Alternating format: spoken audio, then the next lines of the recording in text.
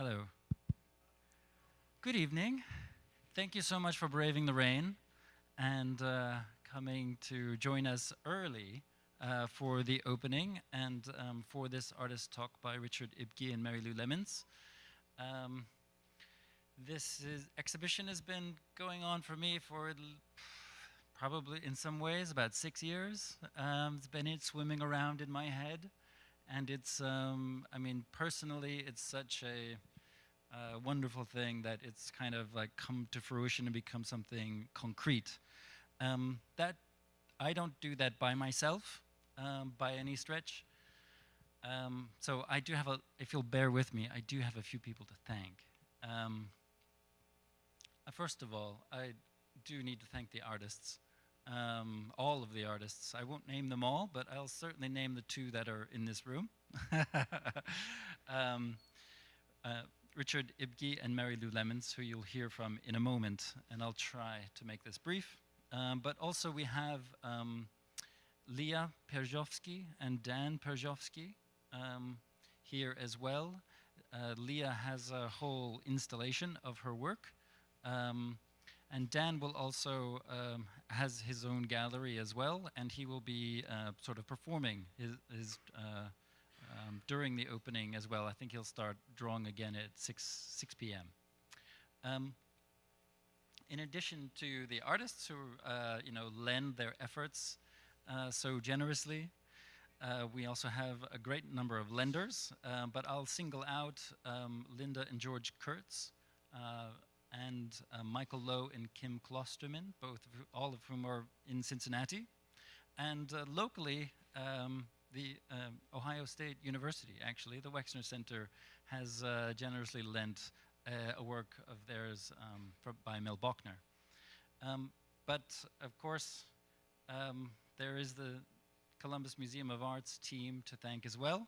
And that goes, I'm just going to use first names, and that goes from Nanette on down. Nanette, I'm sure you all know, is our wonderful executive director who can't be here tonight. She's in Scotland. Just for a quick rundown of names. Greg, Nicole, David, Tess, who's just joined us. Our art handlers, James, Cameron, and Scott.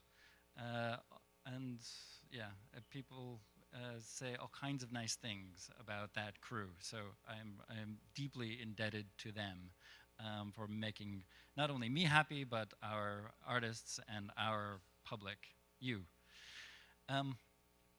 I'd also like to say a special farewell to Sarah Rogers, our Deputy Director for Institutional Advancement, who has just recently taken up the directorship of the Kent State University Museum. So she will be not in the building, but she won't be too far either. Sarah is a total rock in this institution, for me in particular. So I have to be the rock now. And as well to our assistant curator, Anastasia, as she leaves us for a fellowship at the Winterthur Museum. Also a special welcome, as now that I'm saying goodbyes, to Danny Marcus. Daniel Marcus, who's here with us, who has just joined us as our Roy Lichtenstein Curatorial Fellow for a period of 2 years. And we are, tremendously grateful to have him in the building as well, and his mind. So, lastly, I have to thank these people. In addition to our sort of ongoing sponsors, the Greater Columbus Arts Council, the Ohio Arts Council, the Columbus Foundation, nationwide. We also have the Overstreet Endowment Fund, the fabulous Angela Melika Gallery. We also have Irina and Alan Weinberg to thank, Brian and Jenny Stewart, and all of our friends who are there as well. Some of whom are in this room, Ron and Louisa Green. Gabriel Mastin is also a friend. So that's the business part. Thank you for bearing with it. and I will rush out of the way very soon, but I just wanted, and I'm not going to really fully introduce Richard and Mary Lou's entire biography and CV.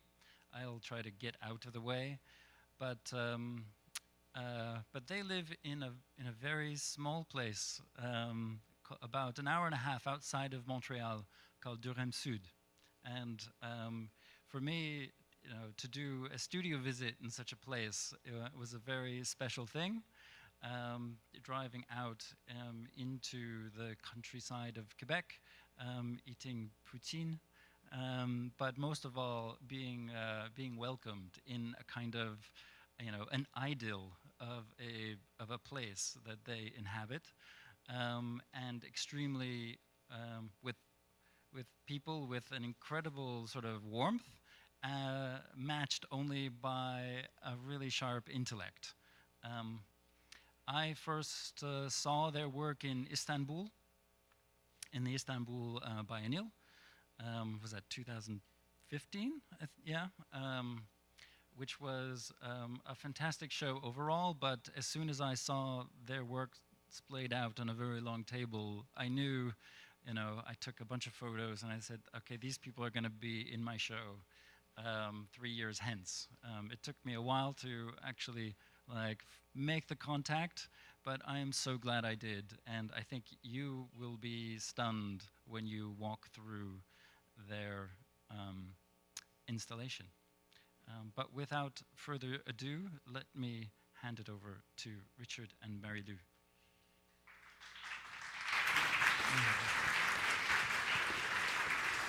Thank you. Thank you.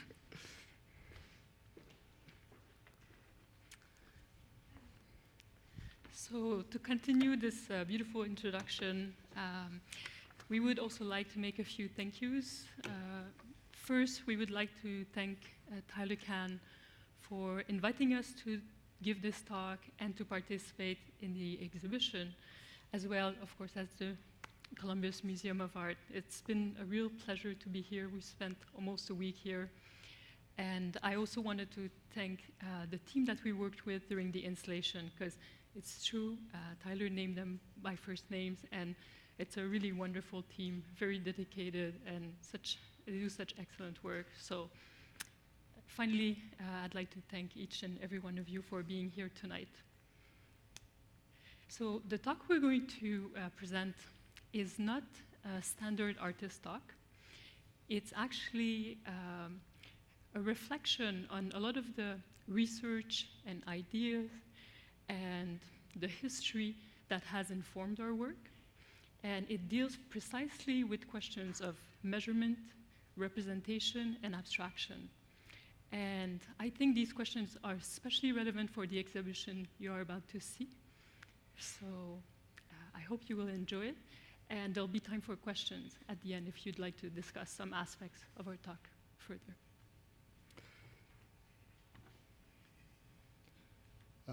Okay, hello. So I'm Richard, that's Mary Lou.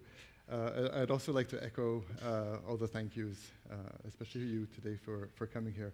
I'm going to begin by reading an extract from a booklet that we published in 2012 called Spaces of Observation. It's kind of like a sideways into a lot of our thinking and a lot of our work. Space begins by tracing signs on a blank page. A series of numbers climb the left margin, one on top of the other. Another series, less dense, just long enough to establish scale and direction, appears at the bottom of the page, from left to right. More numbers and an equal quantity of dots have been placed around the center of the grid. Unlike the first two series, they are irregularly distributed. The numbers on the left represent quantities. At the bottom are prices. The unruly ones, years. Perhaps the whole graph, drawn by William Stanley Jevons in 1865, represents the demand for coal. This is the year 1857. This one is 1859. This is 1860.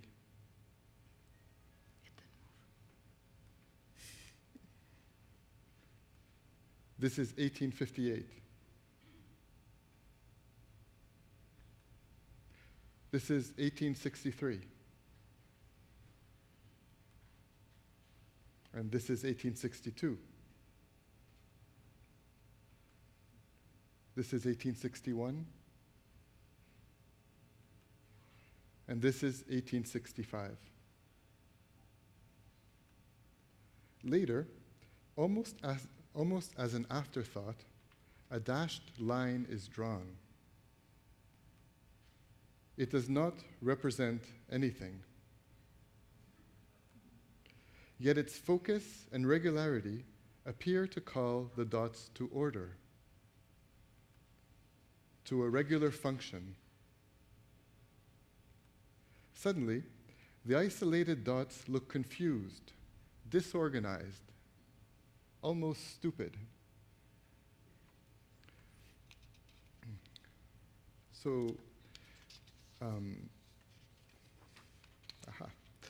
this drawing was produced by the 19th century political economist William Stanley Jevons, and it is located at the Jevons Archive at the University of Manchester in England.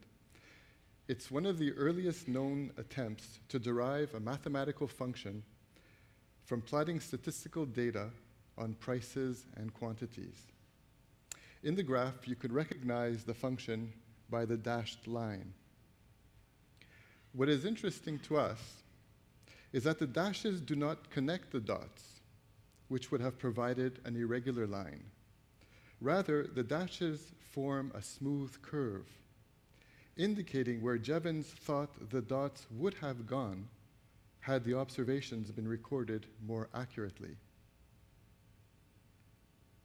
A smooth curve assumes that the relationship between the two variables, the historical price of coal and the quantity of coal sold at that price, are directly correlated.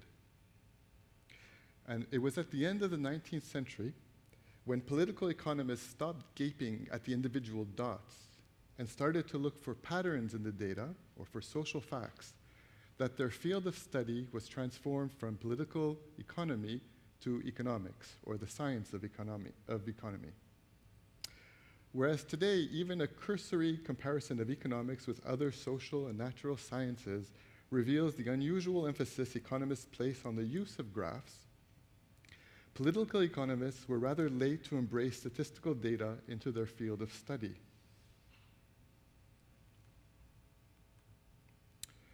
In Victorian times, the political economist was very much like a private detective, a skilled investigator who had learned to put his talents for observation to task. Arriving at the scene of the crime, the political economist would round up the usual suspects and interrogate them. Drawing out relevant bits of information, he would attempt to make associations between them, always on the lookout for necessary connections and inconsistencies. What especially excited him was searching for possible motives and finding the one that best fitted the crime. For he knew, as did any private detective, that he was in the business of generating motives, an occupation stalked by a fascination for the dark and self-interested side of human nature. The political economist often recorded his observations in a duodecimo-size notebook, large enough to contain freehand text, but small enough to carry around at all times.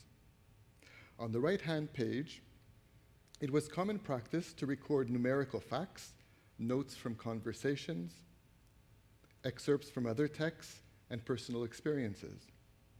Commentaries, references to other sources, noted discrepancies, and general insights were then added to the left-hand page. In this manner, the literary space of the notebook became an epistemic tool that mingled observation, reflection, and conjecture to infer fundamental human principles. In time, when the field work was done, the political economist retired to his study to evaluate his material, to sift through that which was relevant from that which was not. This is where the armchair comes in, and this is a photo of John Stuart Mill, a noted political economist, seated in an armchair. In an effort to refine his ideas, a second and sometimes even a third version of his notes might be prepared. It was only when he had succeeded in untangling the inherent complexities of the social world, when economic events and historical events could be traced to motives of human action, that the political economist was satisfied that his case was solved. And what is noteworthy is that to the extent that such fundamental insights into human behavior escaped mathematicians and their statistical tables, political economists of the Victorian era considered them both with equal quantities of suspicion and disdain.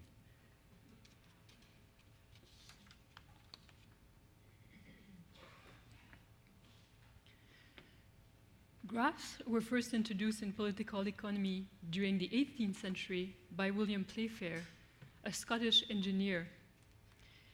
In a 1785 publication entitled The Commercial and Political Atlas, representing, by means of stained copperplate charts, the exports, imports, and general trade of England at a single view, Playfair invented several types of diagrams, including line charts, area charts, and bar charts. Later, in 1801, he also invented pie charts and circle graphs, which are used to show part-to-whole relationships. So all the images we're going to show you, the next 4 or 5, are images that were made by William Playfair. And so this means these were images that were made at the end of the 18th century. And it's quite stunning because he really developed this language of graphs that we're still living with and using in our everyday.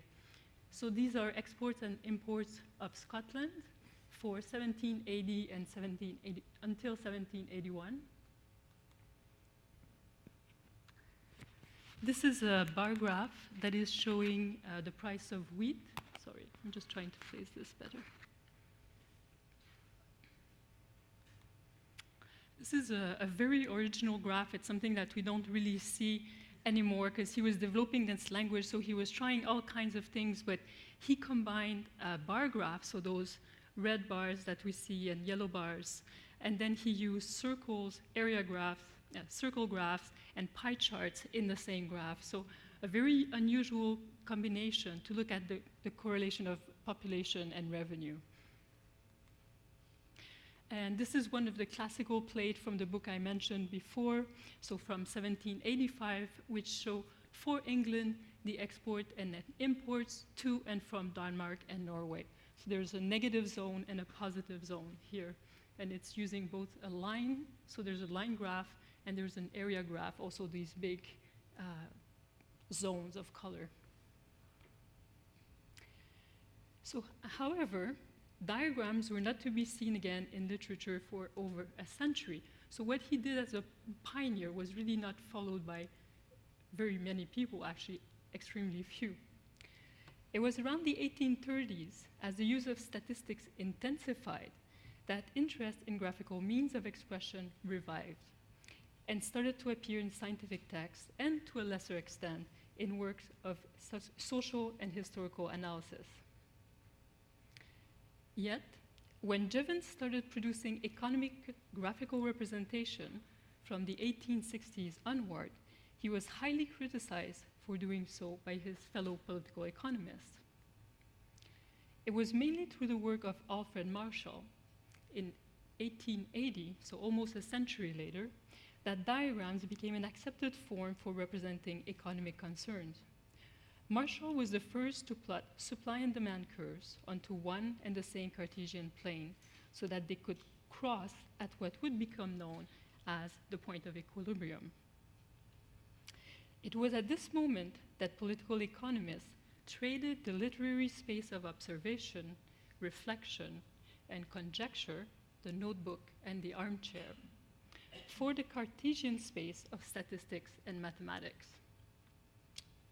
Although political economists at first used diagrams as means of representation and persuasion, by the end of the 19th century, they were also used as means of investigation and conjecture or comprehension.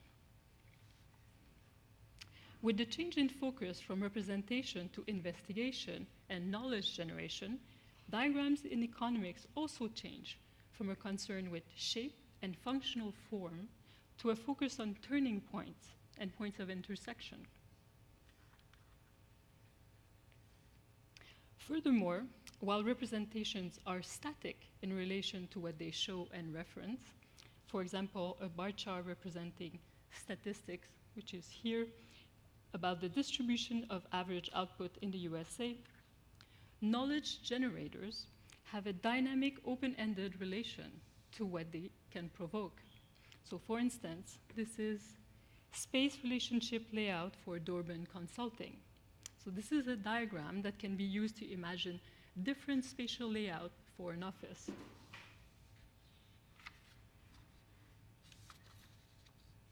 By the way, these two graphs are part of a series of work that Richard and I have made that is entitled Each Number Equals One Inhalation and One Exhalation, and which we have produced between 2016 and 2017.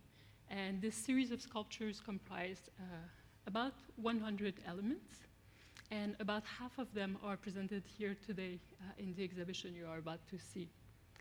And these series are all based on graphical representations that measure human productivity at work from the end of the 19th century to the present. So no matter how we classify these visualizations, they all participate in a visual epistemology. They are all connected to forms of knowledge production. Today, there are few tools that are as important to economic pedagogy and analysis as graphic representation. Yet, the graphic language of points, lines, and curves has not evolved much over the 250 years since Playfair's charts.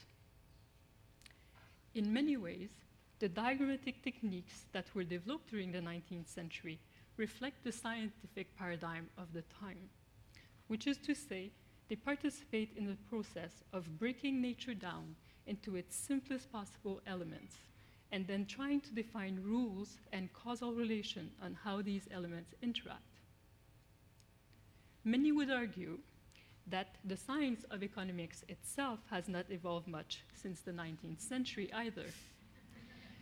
Isolating and abstracting human behavior into its simplest possible actions, and then trying to establish irreducible laws to describe them. My turn? Yeah.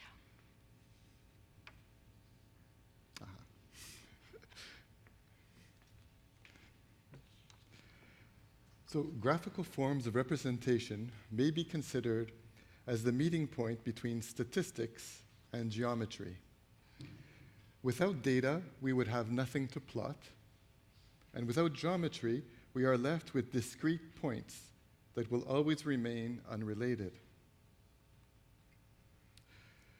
As many people here probably know, the collection of statistical information started in the 16th century, when governments and other institutions began enumerating people and their habits. However, it was during the outbreak of the plague in the 17th century in London, when parishes recorded and published weekly reports on the number and causes of deaths, that this practice led to the widespread collection of data, from births and crime rates to trade volumes. It was at this point when our societies became statistical. A good example is the case of suicide. During the first half of the 19th century, suicide was a much studied phenomenon. In fact, many people say it was a fad. So when a debate erupted between France and England over which country had the most suicides, a massive enumeration ensued.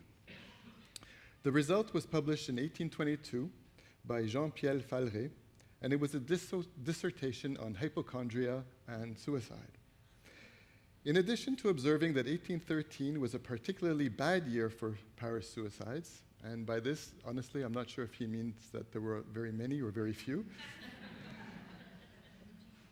Falret provided the following list of predisposing causes: heredity, temperament, age, sex, education, reading novels, music, theatrical performances, climate, seasons, masturbation, and idleness.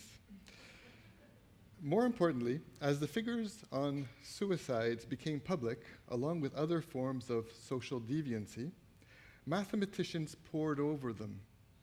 And as they did, they were amazed at their regularity. No matter how they sliced the data, by education, by wages, by religion, by nation, they were able to observe invariable laws regarding their relative frequency.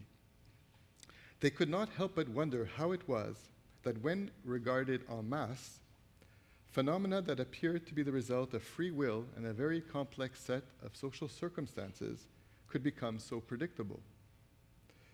In the process, a new type of law came into being, which was the law of probability. The law of probability had connotations of normalcy and deviations from the norm.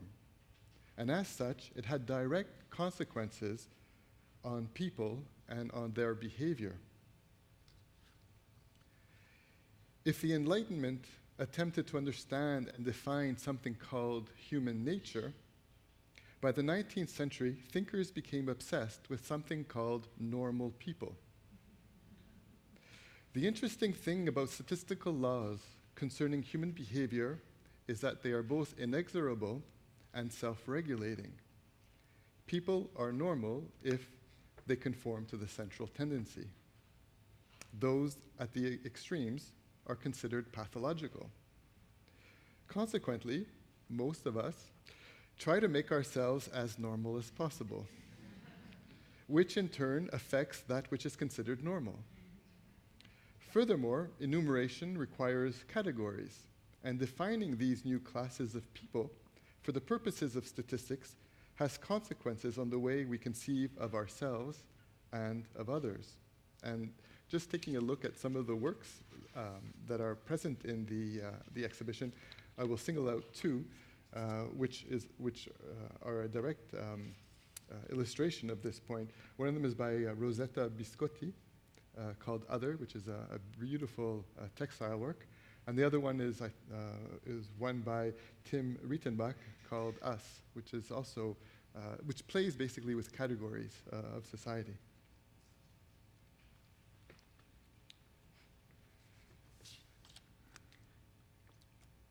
It is also at the end of the 19th century that the concept of objectivity and scientific methods of measurement were introduced to study human productivity, an event which had tremendous effect on the way labor has been conceived, measured, and designed ever since. The doctrines of work science, Fordism, Taylorism, scientific measurement, all represent particular versions of the attempt to find positivist and scientist resolution to the question of production. Although they differ on many levels, what they share is a commitment to ideas of rationalization in addition to technological and social efficiency. The economic notion of efficiency as the ratio of output to input became the unquestioned rationality behind the new disciplines directed towards labor activities and relations. Today, notions of economic efficiency, objective measures of work, extend the original approaches of the late 19th century into every area of labor, technological efficiency, and business organization. Diagrams, graphs, time and motion studies, tables, timelines, flowcharts, bar charts, still play an important role in the propagation of these ideas and the day-to-day evaluation of worker performance. In graphs, labor is analyzed and broken down into units, while new methods for the management of time, communication, and workflows are sketched. In the process, abstract measurements transform complex ideas about human behavior into comparable data, and labor becomes an abstraction that reduces the specificity and meaning of concrete labor to numerical units, in other words, to labor in general. It is this abstraction from the concrete and particular to the general which allows one to grasp labor quantitatively. Through this process, abstract working activities can then be translated into a common medium, numbers, through which they can now be compared and among which relation can be established. The capacity of graphs to make the relations between elements visible was precisely what made them fitted to the task. So in the book, The Human Machine and Industrial Efficiency, which was published in 1918 by Frederick S. Lee, we see a diagram charting which is this one, output among men polishing metal on a 10-hour shift with no rest breaks except for lunch. The graph reveals the decline of productivity over time and constitutes a classic example of management scientists' interest in maximizing productivity through optimal rest break schedules. Right in the middle of this graph, there are small letters at the bottom. You can't really read that well because of the way the photograph is made, but it spells the word lunch in the middle, so this area is lunch. So with the word lunch printed in the middle at the bottom, we can appreciate how the graph sought to communicate the temporality of the experiment visually. Developed in the 19th century, late 19th century, the photographic study of motion served as a basis for the use of still and moving images in the analysis of human movement in industry. These approaches were developed in the first decade of the 20th century, especially here in America, by Frederick Taylor, Henry Ford, and Frank and Lillian Gilbreth in the context of an industrial economy, but they are still widely used today. Between 1910 and 1924, the Gilbreths devised multiple processes which use photographic images in factories and other places of work to determine the most efficient method, or what they called the best way. And the way this was done is that they would put tiny lamps on different parts of the bodies of workers, and then they would have a camera which would record with a long exposure as the worker made a certain movement. It could be folding towels, it could be using a drill press, it could be any kind of movement that needed the motion of the body. And then the trace of the movement would be very visible in the photograph. And so this image would then be analyzed by an engineer who would determine what is the best way, the most efficient way. And then this way of moving would be taught to everyone working in the factory in this specific position. So this is two movement on a drill press.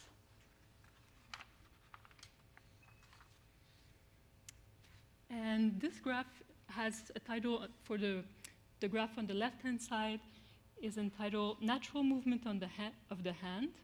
And on the right-hand side, we have the shortest path after operator has been trained. Flowcharts, which are endemic today in management and organization analysis, also appeared during the early part of the 20th century. The way flowcharts reduce activities, processes, and complex actions into simplified workflows make them especially suited to the needs of management and administration. Because of its ability to present chronological sequences, the chart is instrumental in developing a plant layout or for improving existing one. So for instance, this is a diagram of the revised layout of a group of operation, which was produced to improve the production by studying the layout in a rifle factory. Do you want to do this one?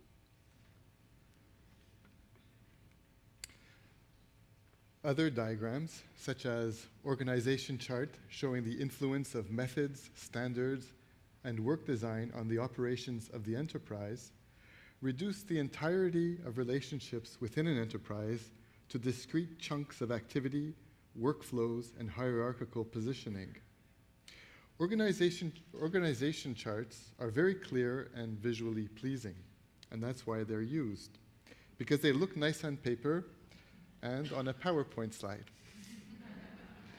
Because they're not generally worked out from hard data, they're usually put on paper in a way that feels best. And what feels best is always whatever looks best. So whole organizations are reorganized, wages are set, and instructions are written based on sticks dipped in lavender and mint green food coloring. One of the most famous experiments in industrial history took place at the Western Electric's factory in Hathorne, near Chicago, between 1927 and 1933. The experiment involved changes in physical working conditions and work requirements, changes in management and supervision, and changes in the social relations of workers. Surprisingly, in all cases, productivity improved whenever a change was made. So for instance, productivity improved when lighting in the workroom was augmented, but then it improved again when it was diminished. This became known as the Hathorne effect, a reaction in which individuals modified their behavior in response to their awareness of being observed. So this graph is entitled Worker Productivity Trends in Periods 1 to 24 excuse me, of the first relay experiment at Hathorne, and it presents a statistical analysis of the production for the 257 work weeks of the experiment.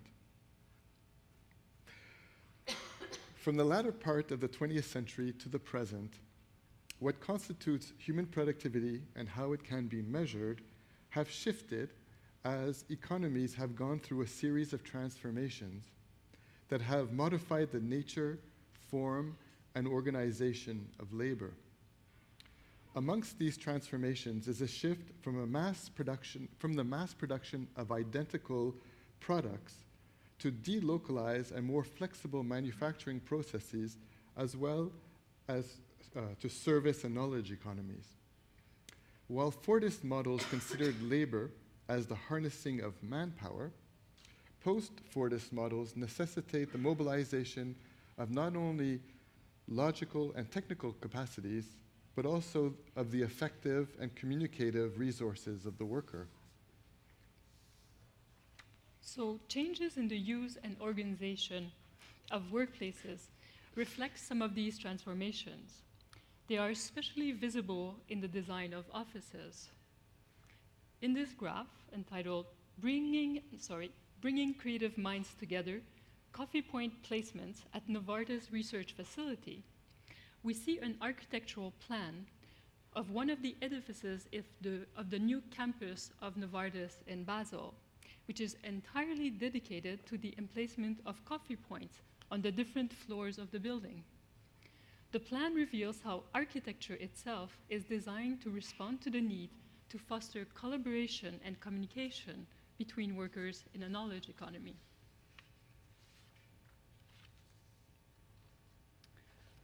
For circulation route, projected teams, and total workplace at Google Berlin, architects work with management consultants to design flows in the workplace that would be conducive to mobility and communication between employees from different departments, while at the same time creating identification within teams of workers. And finally, this one is called Flow Diagram of the Old Layout of a Group of Operations.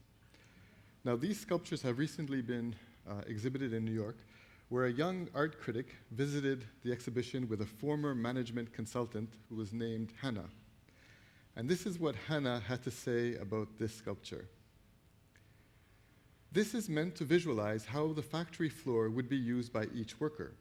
In a perfect world, none of these strings would overlap.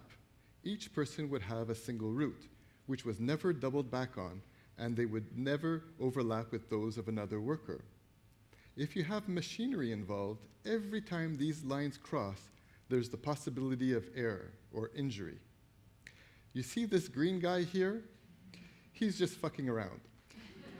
His life sucks.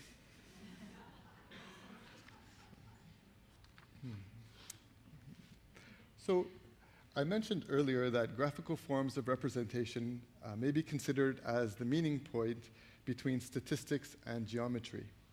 But there is a third element without which no data may be plotted and no geometry may be calculated. And that third element is space.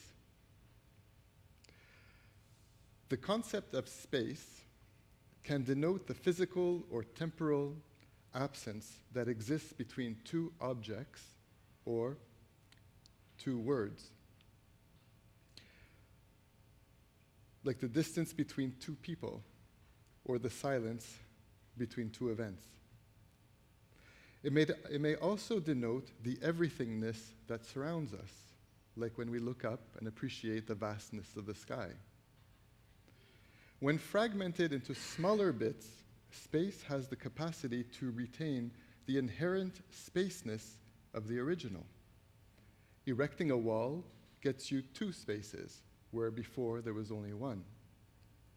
In this way, space behaves more like a monad than like an atom. It has no parts, although we may speak of part of a space. By placing an object in space, it is possible to create an indefinite number of new spaces. So there is the space of the object, the space behind the object, the space beside the object, under the object, and so on.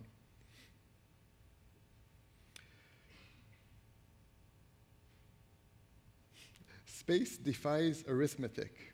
By adding something to space, it multiplies. Lying in bed one morning, René Descartes, is reported to have invented coordinate space while imagining how to communicate the movements of a fly that he was watching ambulating on his ceiling.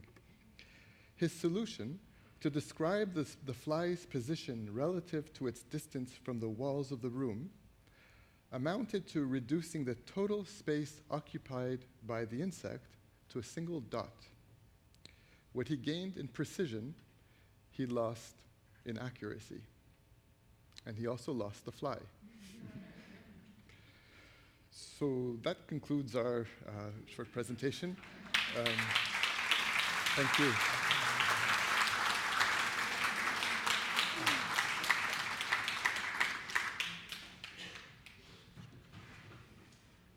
Thank you.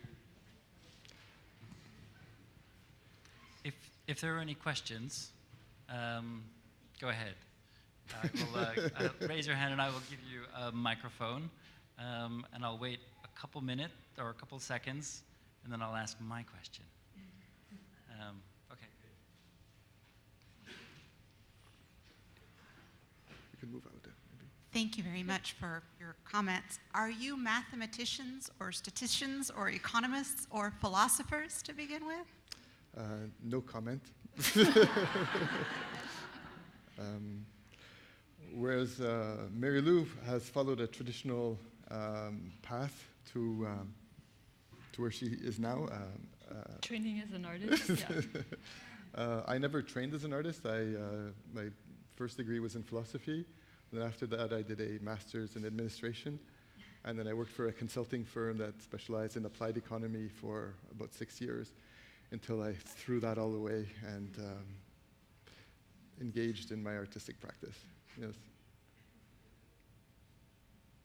But I would say maybe that obviously we're referencing a lot of ideas that come from the history of science and the development of especially human sciences. And so these are questions that we've pursued as artists with like great interest. I think it's a field where a lot of our work emerges from looking at that history, looking at how suddenly a form of representation, a visual form of representation emerges in the field, and what it makes possible and what it makes impossible in terms of thinking, because we're, as you may understand by now, like we think that these forms really shape the way we think about ourselves and society we live with, and they really have a profound influence on the way we manage our life, even from day to day.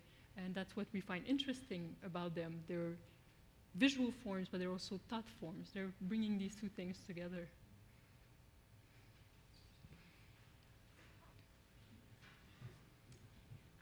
Going on what you were saying, what I found interesting when I was watching your presentation was how it was so determined in a moment of time and in a specific culture. And I was wondering if you had thought about how we plot things out in different cultures, in the sense that even when we're discussing, you know, when these graphs come about and whether they're happening, this kind of census work is happening in England. It's actually been happening in the Spanish Empire since long before. But I'm just wondering, because it so determines a culture and a group of people, and maybe as I understand it, you're taking this line from the Enlightenment up to the way we understand productivity now. Have you thought about looking at this graphic plotting of space for non-Western Europeans? You deal with that one. She always asks the hard questions. It's a very good question. I think for one thing, in our work as artists, since we started working together, we're very interested in discourses and ways of thinking that are dominant. We're interested in the kind of authority and power that they have, and we find it very valuable to find ways to subtly play with these forms and maybe take some of that authority away. For example, showing a handmade diagram like the one that Richard was looking at the beginning, showing you at the beginning, like this first kind of like handmade diagram, and showing that at one point somebody decided to make this drawing on paper, and then it became such an authoritative form and such an obvious form of representation. And so I think we like to stick to things that have power and authority for one thing. Also, being ourselves from North America and from a cultural heritage that is European and American, I find that we're well placed to deal with these language and these histories, whereas we might find very interesting languages and histories elsewhere, but it might be a difficult position to work with them without appropriating them in a way that feels problematic. Yeah, I would reiterate what Mary Lou's saying, is that a lot of our work in appropriating dominant modes of expression in our own culture, what we try to do is what Immanuel Kant called an immanent critique, which is a critique from the inside. And so looking at other cultures, although would be extremely relevant and very interesting, I wouldn't feel comfortable critiquing it because I'm really not from that culture's mind frame. I didn't grow up in that culture, and we're interested in critiquing things that we find very natural in our own society. And our own behavior. Actually, we did quite a few projects which was about taming or subverting our own productivity. And so we did experiments in trying to develop non-productive actions. And then we invited other people to do this with us. So working on our own conduct and the way that even in our bodies we've internalized, and we have certain habits of moving and doing things. That's a great question.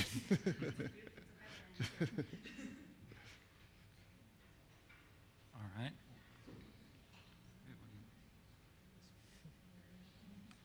Actually, this is probably too big a question, but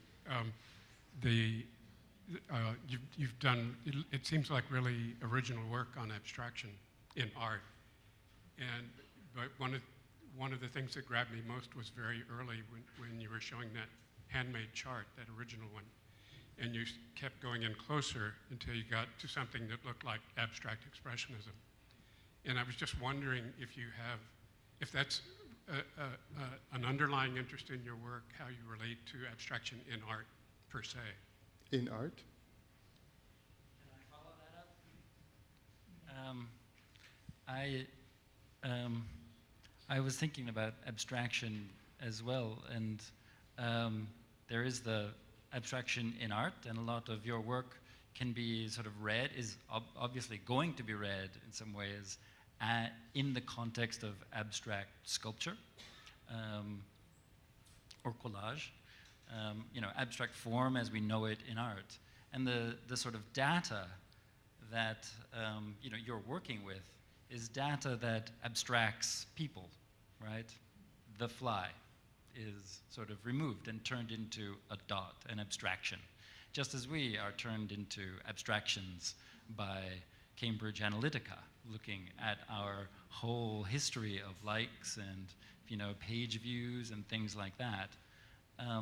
But the operation, like the encounter with your work itself, and perhaps even the sort of making of the work, I find, well, on one level, you are abstracting the diagram itself.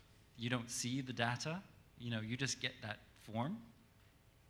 But the form that you've given it is very, the hand is very visible. The labels are handwritten, you get the sculpture, and then you get the title of the diagram there.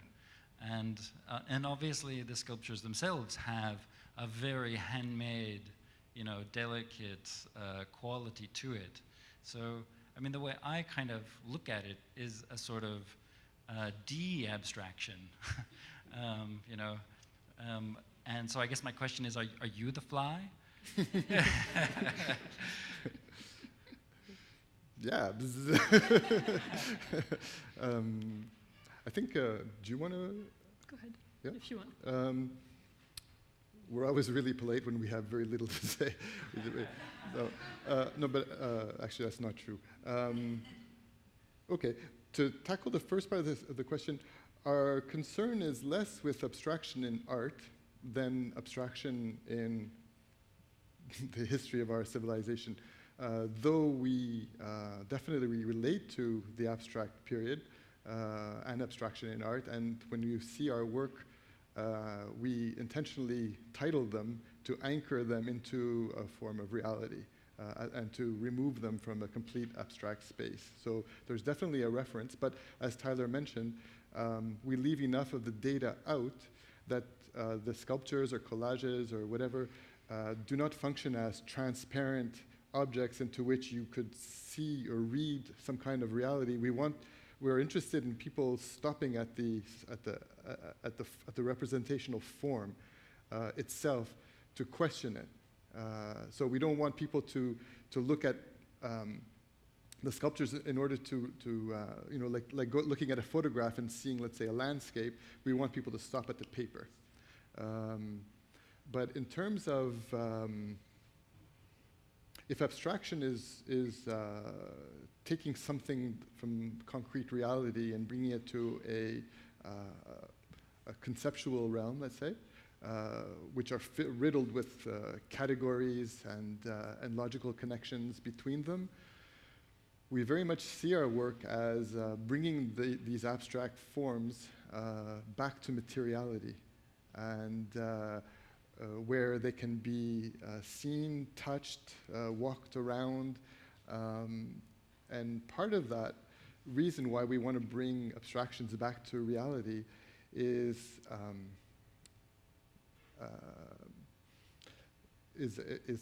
we want to profane them in a way. We want to take things that were in an idealized space, that were untouchable, and especially when they deal with economics and things of economy, where we don't feel like, unless you're an economist, we don't feel like that we can touch these concepts, that we can contest what an economist says.